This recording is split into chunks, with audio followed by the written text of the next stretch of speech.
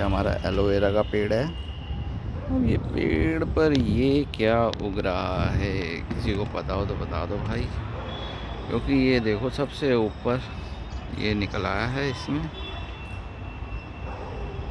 और जबकि आप पेड़ को देखोगे तो नीचे से तो एलोवेरा का पेड़ ऐसे ही है सिर्फ ये, और इसके ऊपर हरे के ऊपर ऑरेंज ऑरेंज हो रहा है।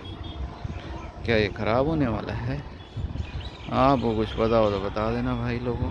ये देखो ये ऑरेंज ऑरेंज हो रहा है हमारे एलोवेरा के पेड़ के ऊपर। ये इतनी बड़ी डंडी एक निकल आई है एलोवेरा पेड़ के ऊपर।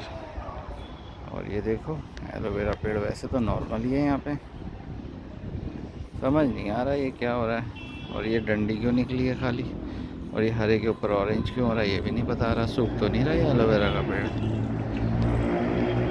कोई कमेंट हो तो बता देना भाई लोगों। Thank you, bye.